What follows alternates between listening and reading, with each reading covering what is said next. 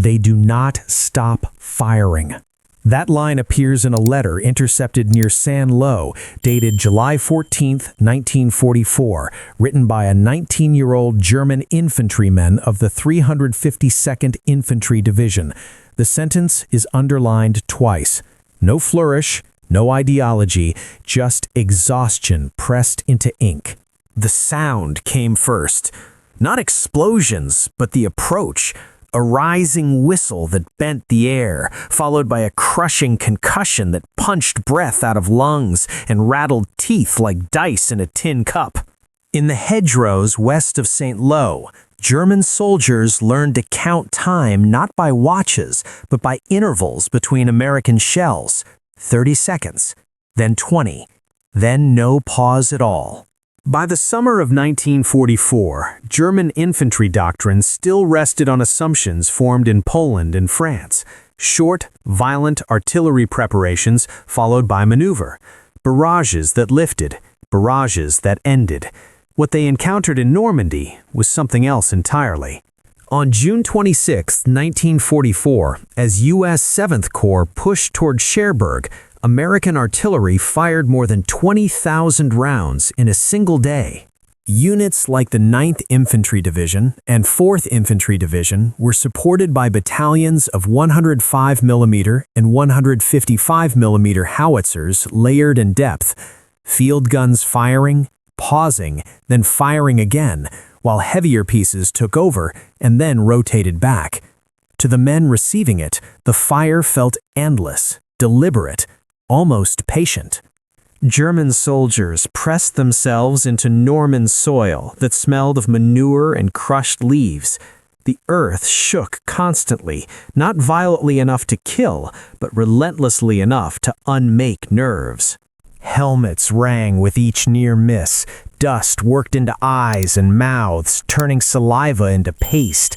Men chewed on leather straps just to keep their jaws from clattering.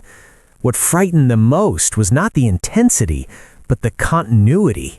At Hill 192, east of Saint-Lô, companies of the Fallschirmjäger Regiment 6 endured shelling that began before dawn and continued past sunset. When the fire slackened, they lifted their heads, only for it to begin again minutes later, adjusted, corrected, closer. American forward observers, often perched in church towers or half-blown apple trees, calmly walked fire across German positions, using radios that crackled but never fell silent. The Germans listened for trucks.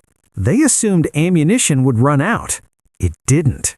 By September 1944, in the forests near Aachen, infantrymen of the 12th Volksgrenadier Division experienced the same pattern. In the Hürtgen forest, where rain soaked uniforms until wool weighed like chainmail, American artillery fired through fog so thick men could barely see their own hands. Shells burst in treetops, showering splinters of wood sharpened like knives. Veterans learned to fear the airburst more than the crater. A corporal remembered later that the forest itself screamed. Trunks snapped, branches scythed through foxholes, bark stripped away in sheets. Men who survived the explosions bled out from wooden shards lodged deep in necks and thighs. Medics worked by touch alone, fingers sliding over slick skin in the dark, whispering apologies they knew the wounded could not hear. German infantry officers tried to reassure their men. It cannot last, they said. No army can fire like this for long. But American logistics could. Behind the lines, on muddy roads stretching back to Omaha Beach, convoys of trucks moved day and night. Ammunition dumps grew into metal mountains. Artillery battalions rotated guns to prevent barrel wear, something German units could only dream of by late 1944. Where German batteries counted shells, Americans counted targets.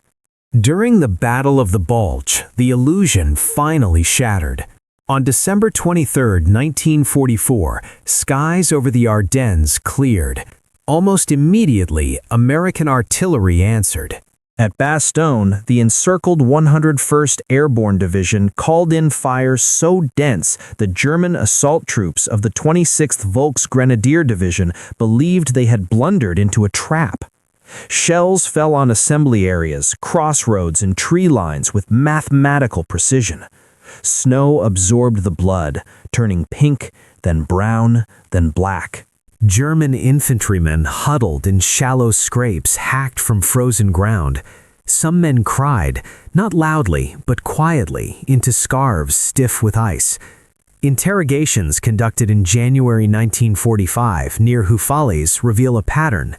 German prisoners spoke less about American tanks or infantry and more about the guns. Always the guns, one said. Before, during, after, there was no safe hour. By the time U.S. forces crossed the Rhine in March 1945, German infantry no longer expected barrages to end. American artillery did not merely support infantry, it dominated time itself. For the German foot soldier, the endless barrage felt like suffocation, and when the guns finally stopped, the silence was not relief. It was the sound of an army realizing the ground beneath its assumptions had already been pulverized.